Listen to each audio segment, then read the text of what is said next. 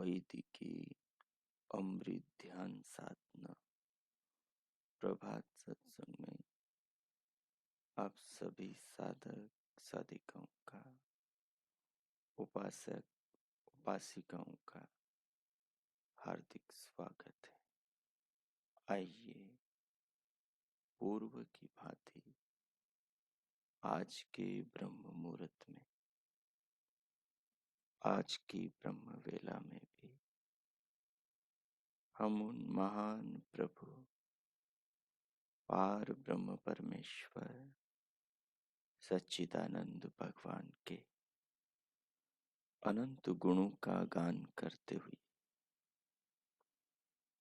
प्रभु की कृपाओं को अपने जीवन में और इस जगत में देखते विचारते हुए संसार में और अपने शरीर में, ब्रह्मांड में और अपने पिंड में साक्षात अनुभव करते हुए इंद्रियों से, मन से, आत्मा के द्वारा प्रभु कृपाओं को अनुभव करते हुए अपने हृदय को, अपने अंतःकरण को पावन करें, पवित्र करें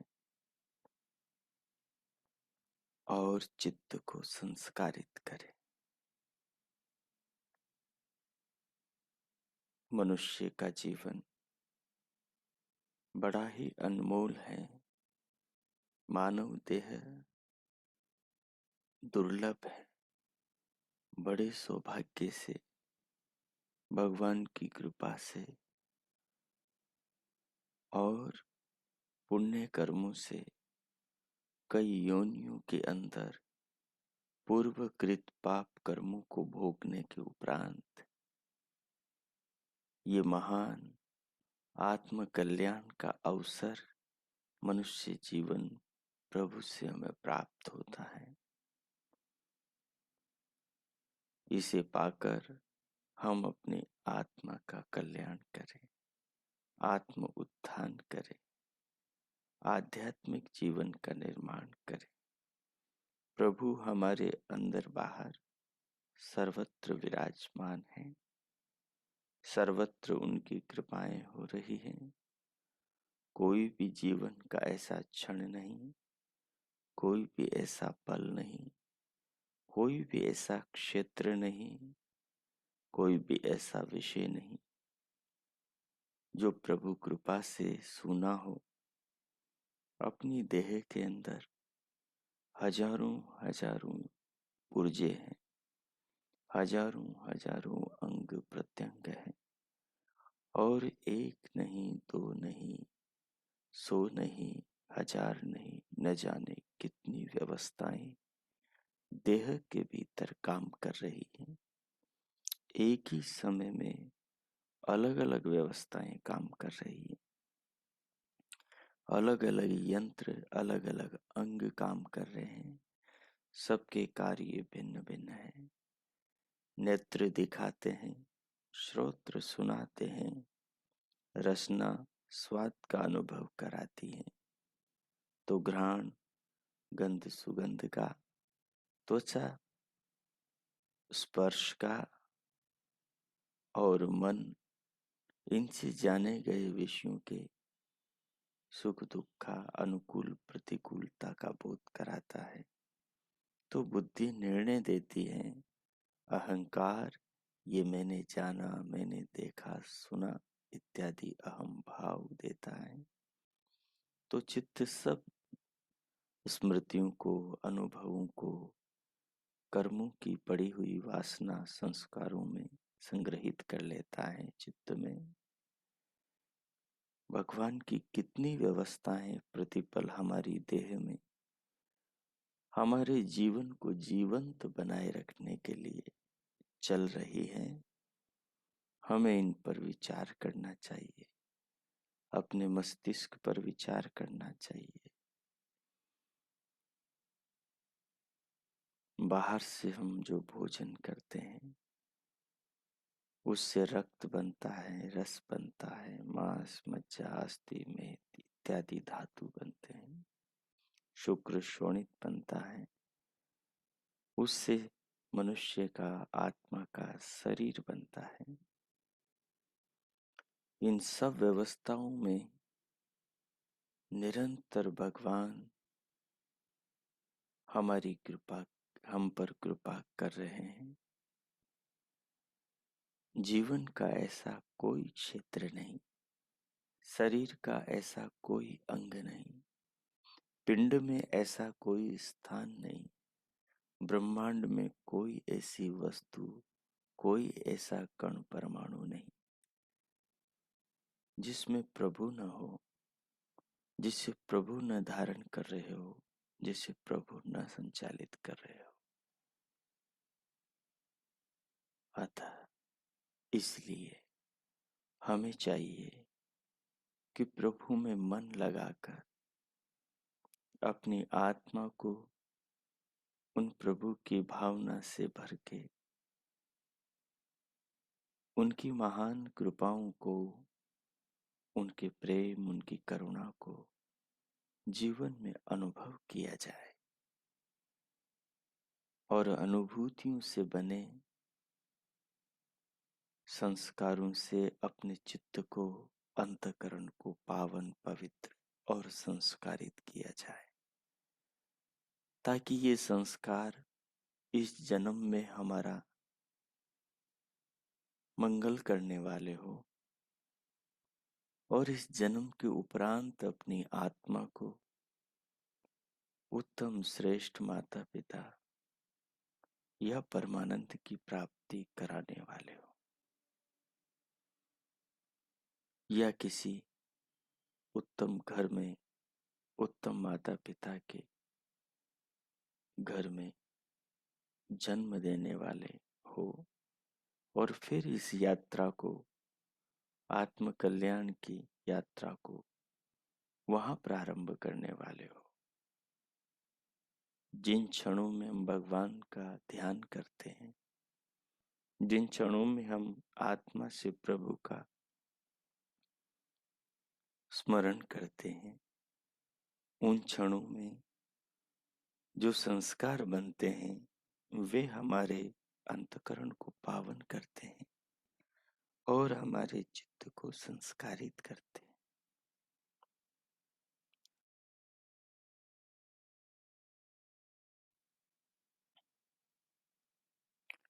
हमें चाहिए कि हम ध्यानस्थ होकर प्रभु में अपनी आत्मा को लगाकर भगवान की कृपाओं का ध्यानस्थ होकर शरीर में प्रथम अनुभव करें,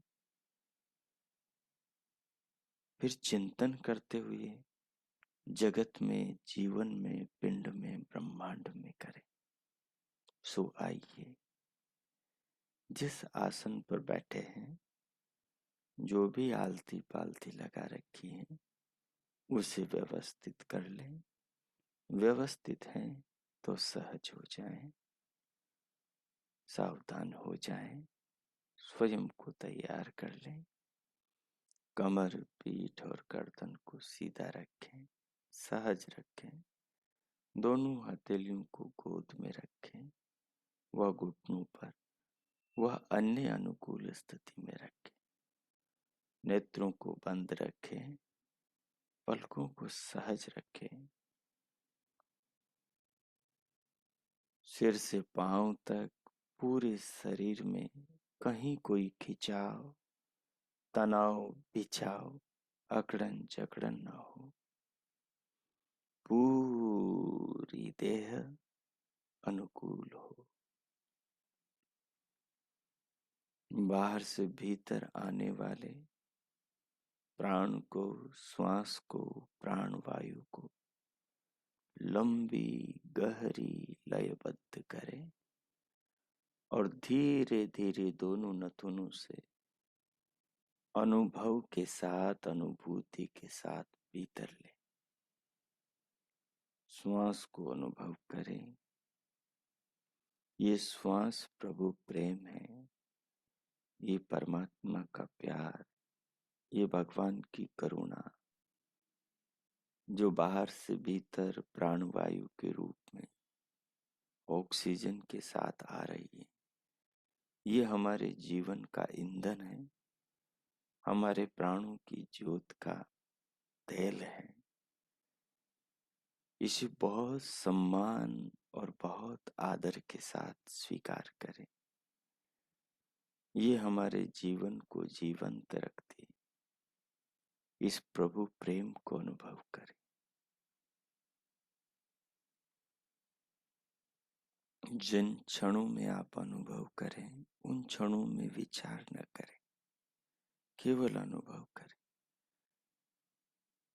जब विचार करें तो जिस बिंदु पर विचार किया, फिर विचार को रोककर उस बिंदु पर काम करें और काम के क्षणों में मानसिक रूप से उस स्थिति को अनुभव करके उसके संस्कार बनाए और उसकी अनुभूति के आनंद में स्वयं को आनंदित करें। अब श्वास को, प्राण को बाहर से भीतर लेते हुए साथ ही साथ मन को दोनों कानों के आकाश में लगाकर दिव्यनाद को सुने। पूरे शरीर के भीतर का जो संगीत है, जो देह की वीणा पर प्रभु बजा रहे हैं, उस दिव्यनाद का भीतर अनुभव करें। भृकुटी में अंतर चक्षुओं से दिव्य प्रकाश को देखें। जब श्वास पूरा भर लें तो श्वास को रोकें। श्वास को रोककर फिर मानस में, अपने मन में प्रभु नाम का स्मरण करें। मानसिक रूप से सच्चिदानंद भगवान के निज नाम ओम का जब मानसिक रूप से जप करें तो उस जप में पूरे शरीर को, स्वयं को, अपनी आत्मा को सर्वभाव लीन अनुभव करें। मानस जप का प्रभाव शरीर की एक एक कोशिका में जा रहा हो, ऐसा अनुभव करें। मानस जप करते हुए दिव्यनाद, दिव्य प्रकाश देखें, सुने। पूरे शरीर को सिर से पांव तक अनुभव करें और इस शरीर के स्वामी परमात्मा, श्वास के दाता परमात्मा को इस जीवन का विधाता, जीवन का स्वामी,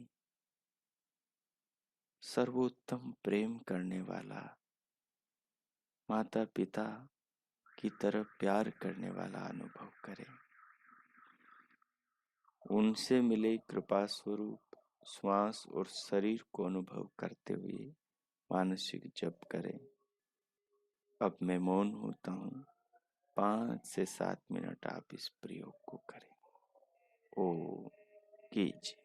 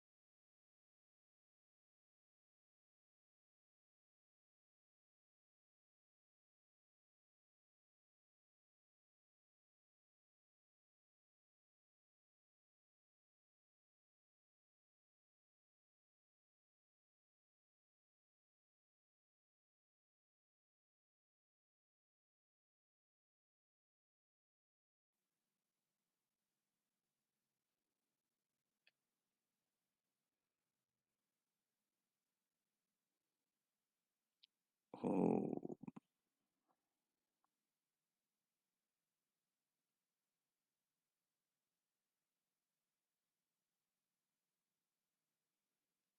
हो।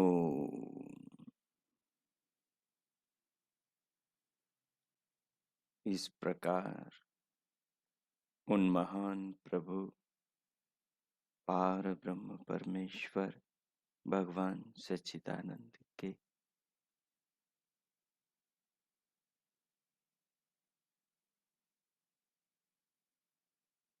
कृपालु, दयालु, करुणा सिंधु, दया सागर स्वरूप को,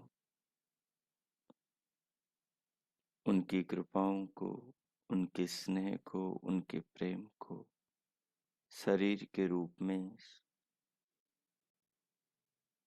श्वास के रूप में, प्राण के रूप में, जीवन के रूप में अनुभव करते हुए संसार में इस जीवन को, शरीर को धारण करने वाले पदार्थों के रूप में, खाद्य पेय वस्तुओं के रूप में जानते हुए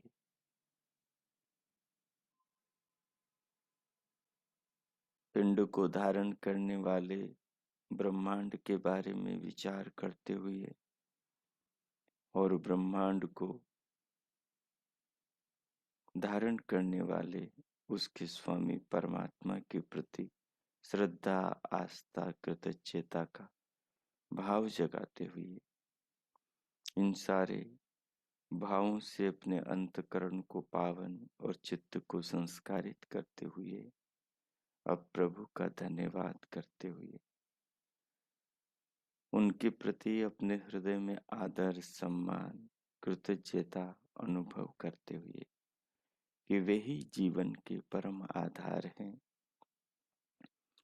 उनका स्नेह, उनकी कृपा ही जीवन का परम आधार है। उन्हीं की आंखों से देखते, उन्हीं के कानों से सुनते हैं, उन्हीं के दिए पांवों पर चलते, उन्हीं के दिए हाथों से सारे मनोरथ साधते हैं। उन्हीं के मन से संसार की वस्तुओं को इंद्रियों के द्वारा अनुभव करते हैं। सब प्रभु का है, सब प्रभु में है, सब प्रभु से हैं।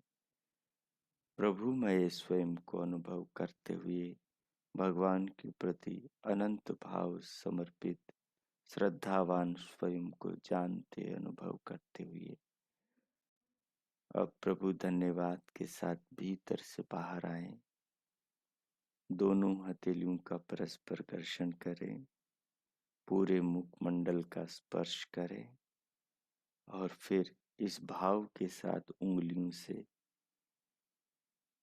मध्य से पलके खोलते हुए भीतर से बाहर आ जाए। स्क्रीन पर देखें।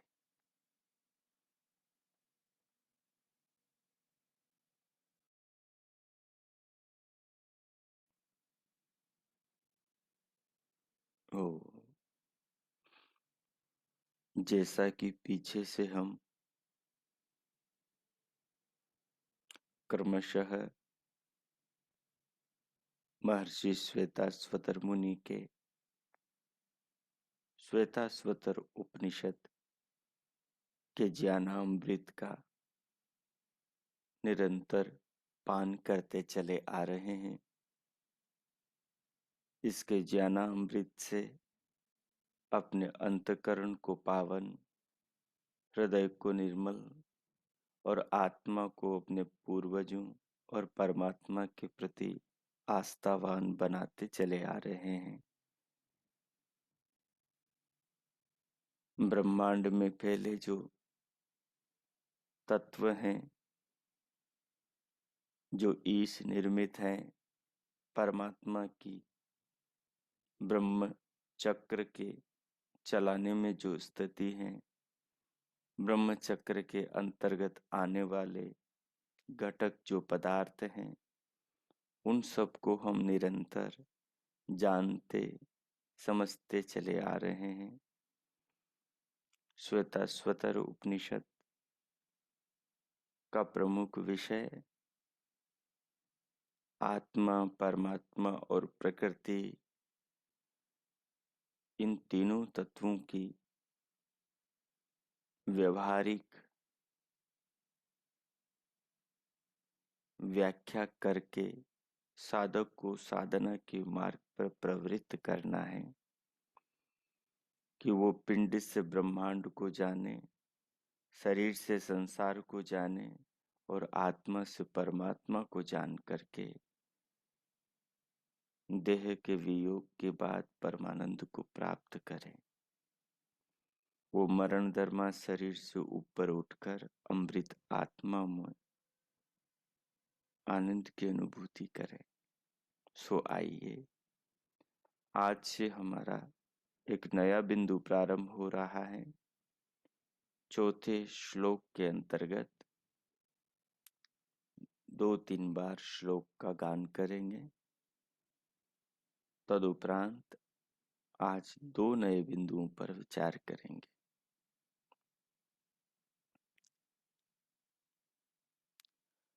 ओम तमेक नेमिं त्रिवृत्तं षोडशान्तं शतार्धारम् विंशतिप्रतेराभिः अष्टकैः षड्भिर्विश्वरूपैकपाशम् त्रिमार्गभेदम् द्विनिमित्तैकमोहम्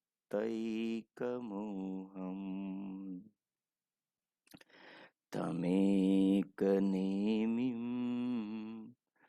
त्रिवृत्तं षोडशान्तं शतारिधारम्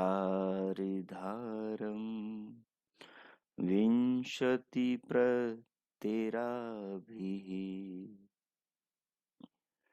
अष्टकैः षड्भिर्विश्वरूपैकपाशम् त्रिमार्गभेदम् द्विनिमित्तैकमोहम् तमेकनेमिं त्रिवृत्तं षोडशान्तं शतारिधारम् विंशतिप्रतेराभिः अष्टकैः षड्भिर्विश्वरूपैकपाशम् त्रिमार्गभेदम् द्विनिमित्तैकमोहम् त्रिमार्गभेदम् द्विनिमित्तैकमोहम्। ओ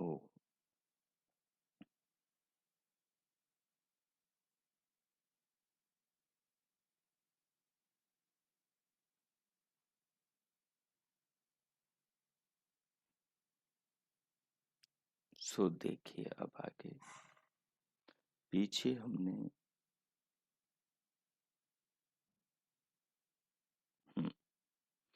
पीछे हमारा तम एक नेमी, एक नेमी से संबंधित विचार हुआ था। एक नेमी मूल प्रकृति का नाम एक नेमी है। एक का मतलब एक है प्रकृति, नेमी का मतलब मूल प्रकृति। त्रिवृत्तम, त्रिवृत्त यानी इस प्रकृति के 3 लपेटे हैं। किसके? ब्रह्मचक्र के।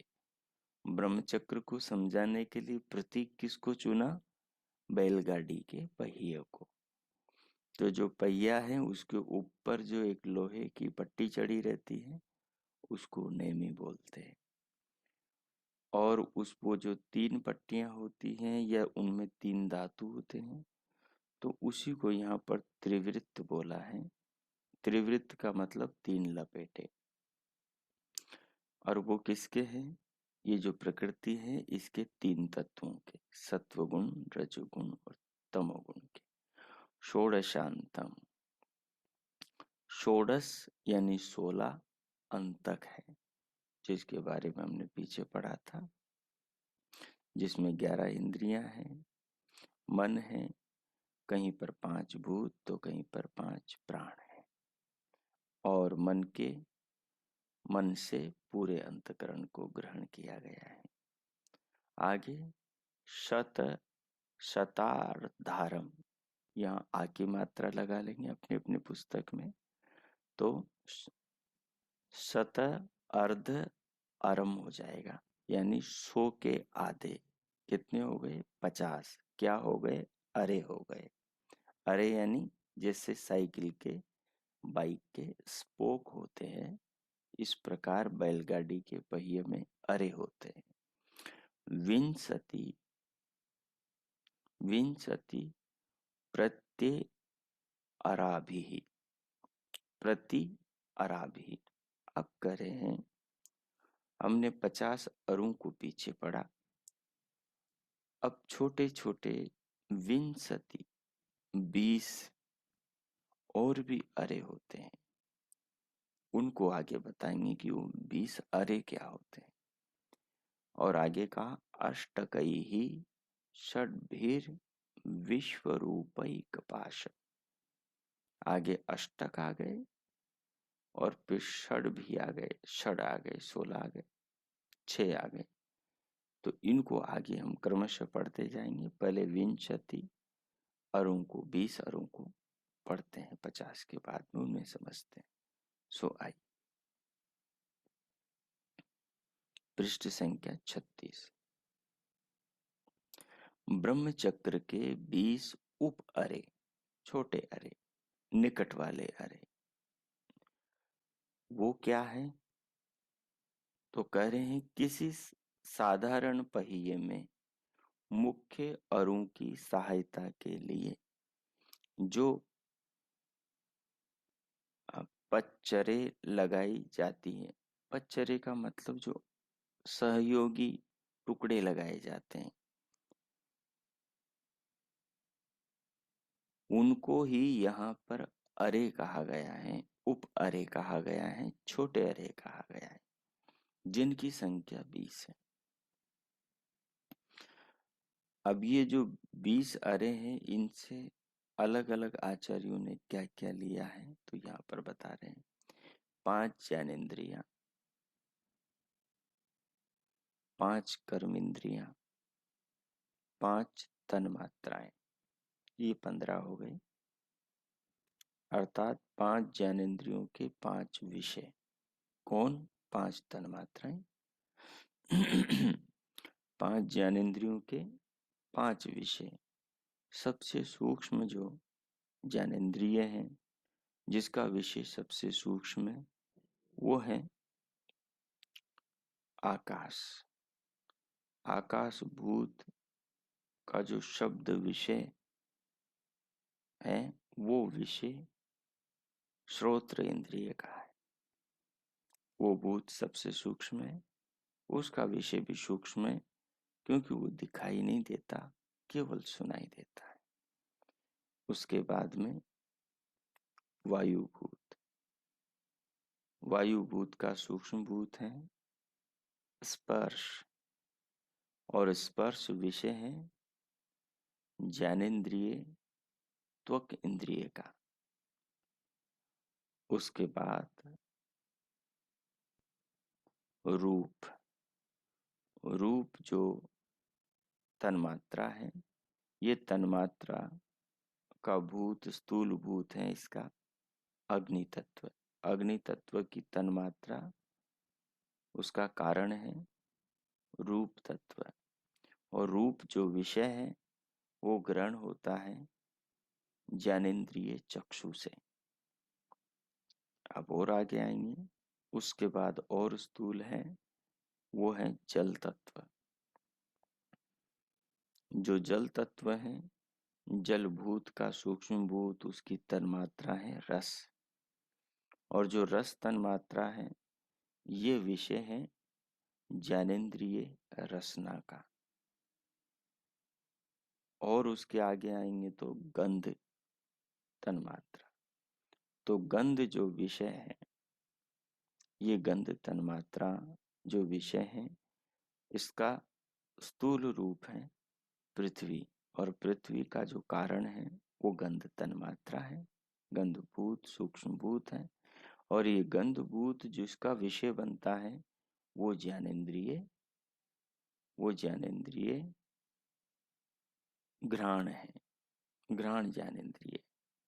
जब अहंकार से इनकी उत्पत्ति का कर्म है, जो सात्विक अहंकार से है उससे ज्ञानेन्द्रियां उत्पन्न होती हैं जो सूक्ष्म होती हैं, और जो राजसिक अहंकार है उससे कर्मेंद्रियां उत्पन्न होती हैं। और राजसिक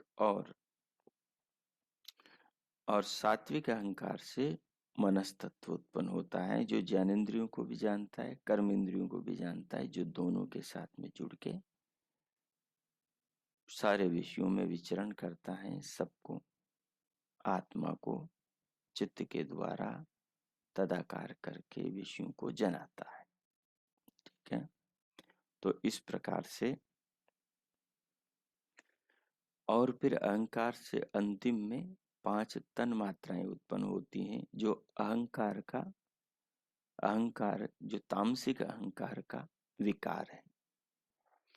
सात्विक अहंकार से ज्ञानेन्द्रियां,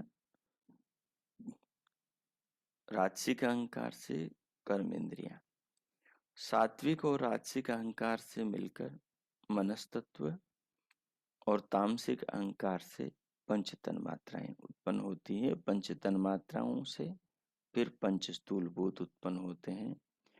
तो पंच स्थूल भूतों से सूक्ष्म 5 तन मात्राएं सूक्ष्म भूत हैं, 5 सूक्ष्म भूतों से भी तन मात्राओं से भी सूक्ष्म 5 ज्ञानेन्द्रियां हैं, और 5 ज्ञानेन्द्रियों से भी, यहाँ ज्ञानेन्द्रियों का अर्थ या कर्मेंद्रियों का अर्थ नहीं, कर्मेंद्रियां हैं तन मात्राओं से सूक्ष्म। तो यहाँ कर्मेंद्रियों का अर्थ बाहर के हाथ पांव नहीं है, ये तो गोलक है कर्मेंद्रियों के। इनके अंदर जो शक्तियां काम करती हैं, हाथों में, पाँवों में, मूल द्वार गुदा में, और उपस्थ इंद्रिय में, और मुख में, तो ये जो शक्तियां काम करती है उन शक्तियों को कर्मेंद्रिय कहते हैं। बाकी हाथ पाँव, ये मांस का शरीर तो उनका गोलक है। और वैसे ही उसके ऊपर ज्ञानेन्द्रियां वो सबसे सूक्ष्म है, और मन ज्ञानेन्द्रियों कर्मेंद्रियों से भी सूक्ष्म है। तो ये क्रम है। तो इस प्रकार 15 ये हो गए, और 5 कर्मेंद्रियों के 5 कर्म। 5 कर्मेंद्रियों के कर्म क्या है? वचन वाणी का कर्म है, वाणी कर्मेंद्रिय है। और आदान लेना देना ये हस्तेंद्रिय का काम है, और विचरण ये पादेंद्रिय का, पाँव का काम है। और आनंद उपस्थ इंद्रिय का काम है। और उत्सर्ग मलमूत्र आदि का त्याग करना ये गुदा इंद्रिय का काम है। तो इस प्रकार से 5 कर्म इंद्रियों के 5 कर्म हो गए। तो ऐसा करके ये 20 हो गए। इनको 20 अरे कहते हैं, जीवन रूपी चक्र के, ब्रह्म चक्र के। तो अभी तो अपने को समझना ही है, जैसा पीछे से समझते आ रहे हैं। फिर जब पूरा समझ लेंगे तो उसके बाद में इसका फिर व्यवहारिक ध्यान के रूप में चिंतन करेंगे। अब थोड़ा ब्रह्म चक्र के जो 6 अष्टक हैं, जो अष्टकई ही लिखा है वहां नीचे श्लोक की दूसरी पंक्ति में, तो ब्रह्म चक्र के 6 अष्टक हैं। अष्टकई ही षड्भी। किसी साधारण पहिए में कीलों से जो काम लिया जाता है, साधारण पहिए में, लकड़ी के पहिए में जो कीलें ठोकी जाती, तो करें कीलों से जो काम लिया जाता है, वही काम और स्थान ब्रह्म चक्र में इन अष्टकों का है। किन अष्टकों का है जो आगे बता रहे हैं। किसी पहिए, लकड़ी के पहिए में कीलों का क्या काम होता है कि कील ठोकते हैं तो वो जो पहिए के जो अलग अलग लकड़ी के गुटके हैं, अरे हैं, उन अरों को एक दूसरे से कीलें जोड़ देती, बांध देती। यही काम ब्रह्म चक्र में इन अष्टकों का है जो आगे बताए जा रहे हैं।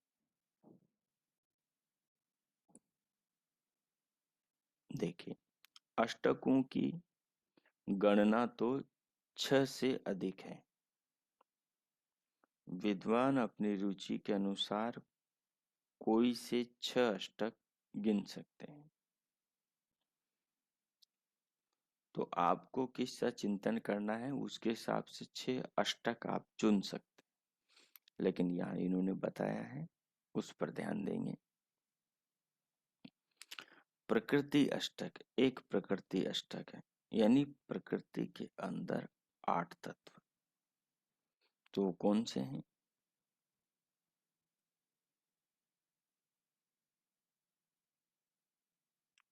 वो है पृथ्वी, जल, अग्नि, वायु और आकाश, मन, बुद्धि और अहंकार। ये 8 प्रकृति से संबंधित अष्टक है। दूसरा अष्टक है धातु अष्टक। त्वचा, चर्म, मांस, रुधिर, मेद अर्थात चर्बी, अस्थि, मज्जा और वीर्य यानी शुक्र। ये 8 शरीर को धारण करने वाले तत्व हैं। इनको यहाँ पर अष्टक कहा गया है।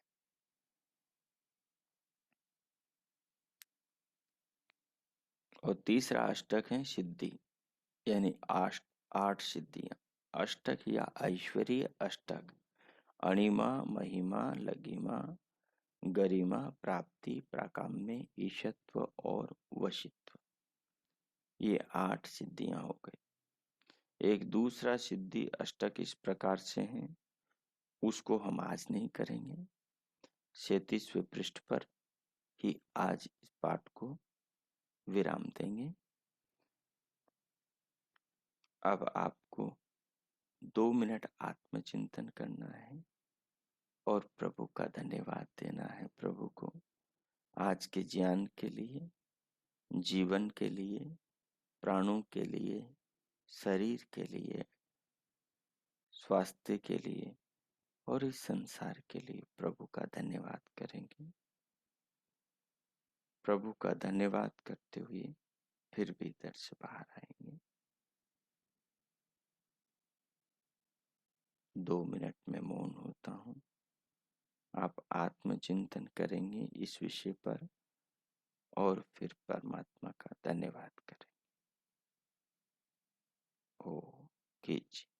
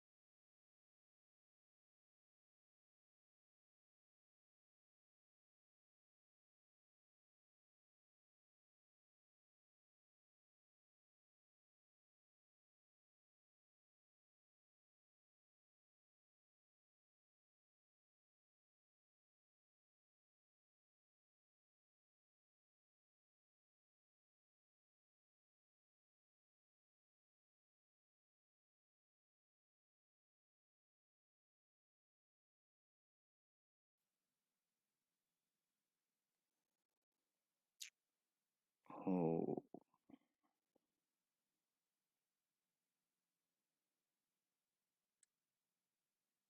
हो। इस प्रकार उन महान प्रभु का धन्यवाद करते हुए और जीवन में ज्ञान के महत्व को समझते हुए आत्मचिंतन करते हुए श्वेताश्वतर उपनिषद के संदेशों पर अब हम भगवान के प्रति कृतज्ञता के भाव से, धन्यवाद के भाव से स्वयं को ओतप्रोत अनुभव करते हुए शांति पाठ करेंगे।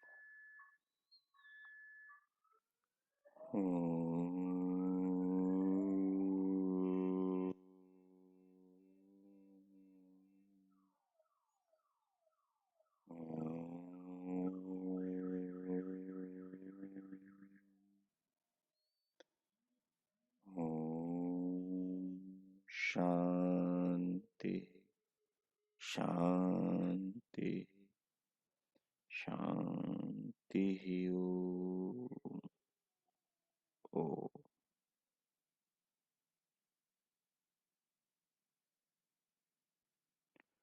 आज का आप सबका दिन शुभ हो, मंगलमय हो। प्रभु से सबके लिए बहुत बहुत मंगल कामनाएं, बहुत बहुत शुभकामनाएं। भगवान की कृपा से हम सब जीवन को उत्तम रीति से जिए। जिस प्रकार जीवन को जीने का ज्ञान भगवान ने हमें दिया है, हम तदनुसार जीवन जिए और अपने पूर्वजों के अनुगामी बने। वैदिक ज्ञान के द्वारा जीवन को वैदिक रीति से जीते हुए हम स्वयं को सुखी करें, अपने परिवार को सुख पहुंचाएं और समाज, देश, राष्ट्र में एक उत्तम आध्यात्मिक जीवन शैली का प्रचार करें। स्वयं उत्तम बने, अपने आचरण से दूसरों में प्रेरणा पैदा करें। इस प्रकार का हम अपना जीवन बनाएं। पुनः सबके लिए प्रभु से बहुत बहुत मंगल कामनाएं। इति ओम। अब आज के पाठ को इतना ही